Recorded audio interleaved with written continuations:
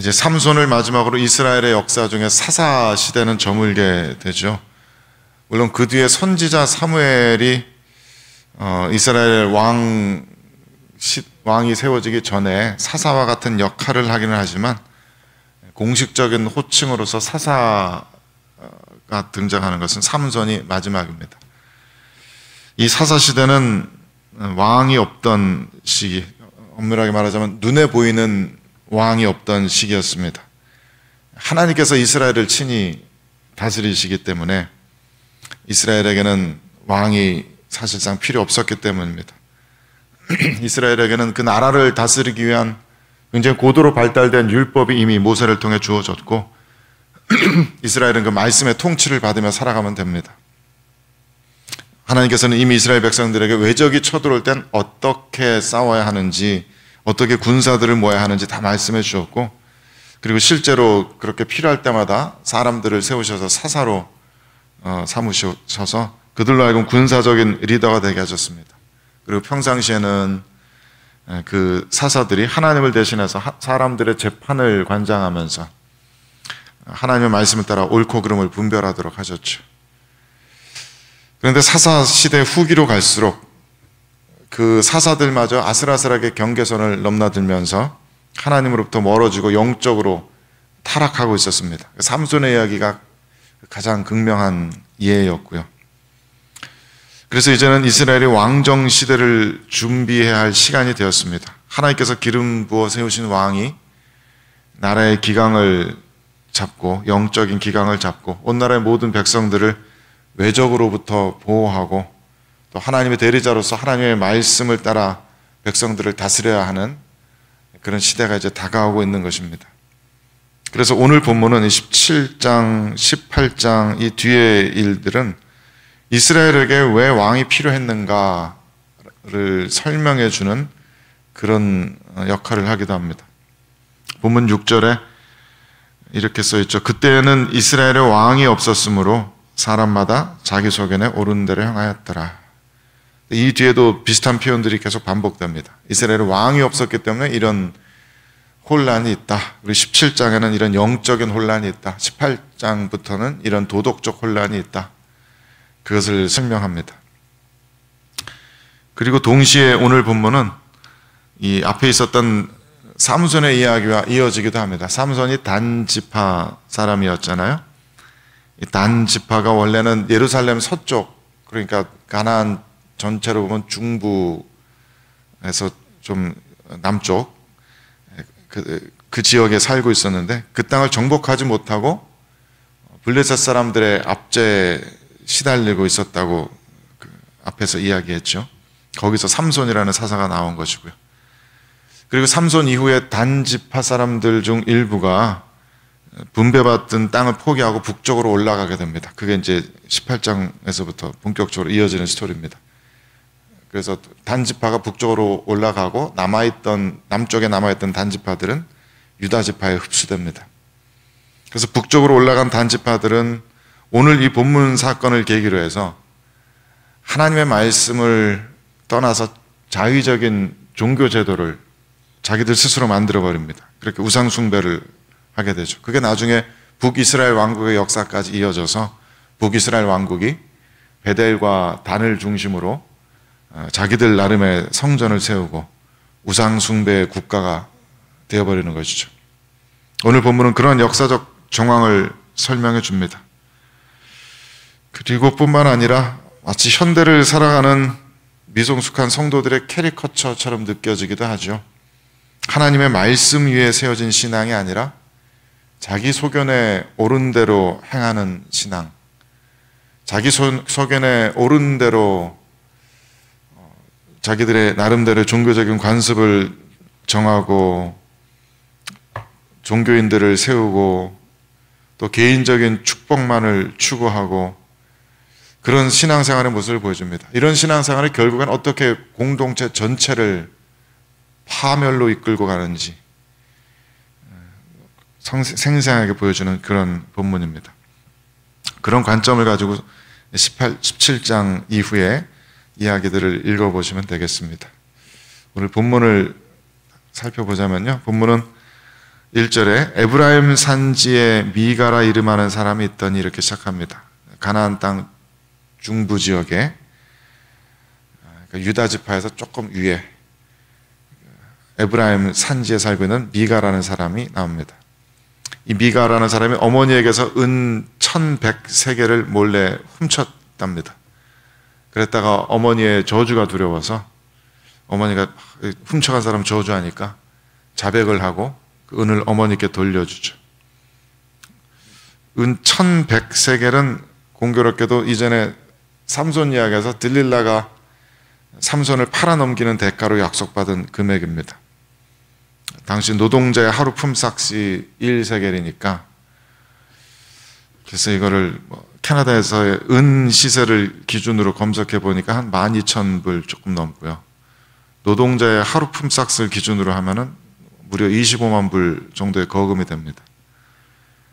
자세한 정확은 모르겠지만 하여튼 부잣집인 거죠. 부잣집에서 폐륜적인 아들이 엄마 재산 빼돌리다가 걸린 겁니다. 그래서 또 도덕적으로 매우 해이한 가정이었다. 그리고서 이 가정의 종교적인 타락상이 보여지는데 아들로부터 거금의 돈을 돌려받은 어머니는 금방 또 이 저주를 취소하면서 돈을 돌려준 아들이 여호와께 복받기를 원하노라 라고 말합니다. 그리고서 이 돈을 다시 찾았으니 이 은을 여호와께 거룩히 드리노라 라고 말하면서 그 은을 가지고 신상을 만듭니다. 말로는, 입술로는 굉장히 하나님을, 여호와 하나님을 신실하게 섬기는 가정 같지만 십계명을 몰랐나 보죠. 십계명도 모르고 하나님을 섬기나 보죠. 두 번째 계명이 이 집안에게는 알려져 있지 않은 건지 알고도 고의적으로 어기는 건지 여호와의 신상을 만듭니다. 그리고 좀 우습기도 하지만 이 은을 여호와께 거룩히 드리노라 라고 엄청 경건한 것처럼 선포했는데 정작 신상을 만드는 데는 1100세겔 중에 200세겔만 사용합니다. 나머지 900세겔은 그냥 자기 주머니에 들어간 거죠. 그러면서 그것을 여호와께 드린다라고 포장을 하는 겁니다.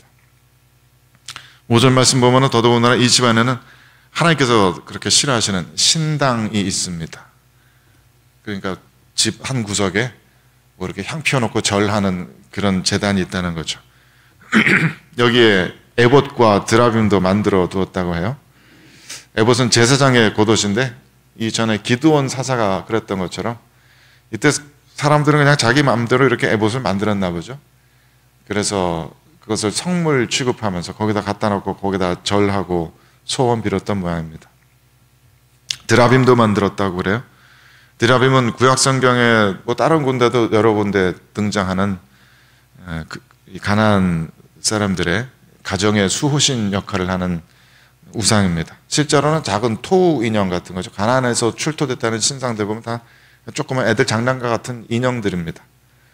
오늘날 중국인들 레스토랑 같은 데 들어가면 입구에 이렇게 갖다 놓고 향 피워놓는 그런 조그만 인형처럼 귀신 쫓고 복 들어오라고 갖다 놓는 그런 작은 신상입니다. 하나님 싫어하시는 일은 다 합니다. 게다가 한 아들을 세워서 미가가 자기의 아들 중에 하나를 그냥 자기 집의 제사장으로 삼았답니다. 레위 사람들 중에서도 아론의 후손이 제사장이 되어야 한다고 하나님께서 말씀하셨지만 그걸 모르는 건지 알고도 그러는 건지 자기 집에 신당 지어놓고 언약궤 대신에 그냥 자기가 보기에 좋은 거 갖다 놓고 자기 아들 중에 아무나 하나 시켜서 네가 제사장 해라. 그러고 종교생활을 하는 겁니다. 그리고 입술로는 여호와 하나님을 섬깁니다. 여호와 하나님께서 복 주시기를 빕니다. 라고 말하는 거죠.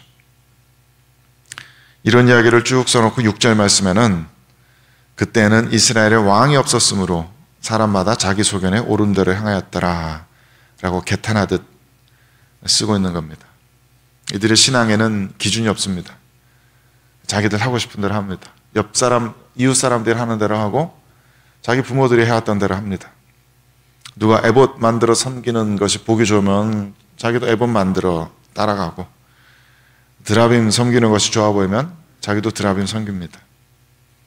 이런 모든 우상 숭배의 본질은 전부 자기 마음속의 탐욕을 섬기는 거죠. 자기 마음속에 탐욕의 대상을 우상화해서 만들어 놓고 거기다 절하면은 그 자신의 탐욕이 이루어질 거라고 믿는 겁니다.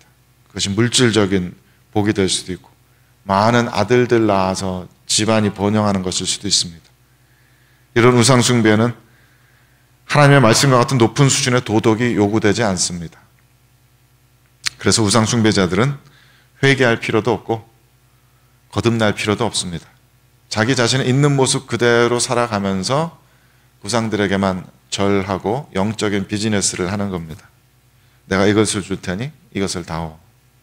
하나님의 신앙과 진실한 참된 신앙과 다른 점이 그것입니다. 하나님의 말씀은 우리들에게 변화되기를 요구하십니다. 우리들 스스로가 다른 존재가 되기를 원하십니다. 우리들의 소원을 들어주는 것이 먼저가 아니라 우리들이 다른 존재가 되길 원하십니다. 하지만 이 사람들에게는 그런 변화가 필요가 없죠. 그래도 누가 물어보면 이 사람들은 자기가 하나님 섬긴다고 말할 겁니다. 하나님의 말씀을 토대로 한 신앙생활이 아니라 자의적인 종교를 만들어내고 자기 뜻대로 종교생활하면서 나는 하나님 섬기는 사람이다. 나는 하나님의 자녀다. 라고 말할 겁니다. 그래서 이야기는 뒤로 갈수록 더 설상가상이 되는데요. 그 뒤에 한 레위 사람이 등장하죠. 자기가 머물러야 할 성읍을 떠나 하나님께서 정해주신 자기의 거주지를 떠나서 마치 탈영한 군사처럼 방황하는 한 레위 사람이 있습니다. 미가가 그를 만나서 그를 제사장으로 하이어합니다. 제사장을 개인적으로 하이어한다는 것도 참 웃기는 이야기지만 제사장 가문도 아니고 그냥 레위 사람에 불과한데 그 사람을 제사장 삼았다는 것도 참 웃기는 이야기입니다. 아마 영어식 표현으로 close enough라고 생각했던 모양이죠. 그리고 13절에 하는 말이 이에 미가가 이르되 레위인이 내 제사장이 되었으니 이제 여호와께서 내게 복 주실 줄을 아노라 라고 합니다. 자기 아들 제사장 세워놓고 그래도 조금 불안했던 모양입니다. 근데 이제 레위 사람이 제사장 되었으니까 레위인이 하는 일이 뭐고 제사장이 하는 일이 뭔지는 잘 모르지만 그래도 레위 사람이 우리 집 제사장 되었으니까 이제 우리 집에는 복이 굴러 들어오겠구나. 자기가 머릿속에 만들어낸 종교 시스템이죠. 하나님의 말씀과는 전혀 상관없는 이야기입니다. 그러니까 말씀을 모르고 신앙생활 한다는 것은 얼마나 우스꽝스러운 난센스입니까? 성경을 읽어보지도 않고 성경이 무슨 이야기를 하는지도 모르는 채 하나님을 믿는다라고 얘기하는 것은 얼마나 말도 안 되는 이야기입니까?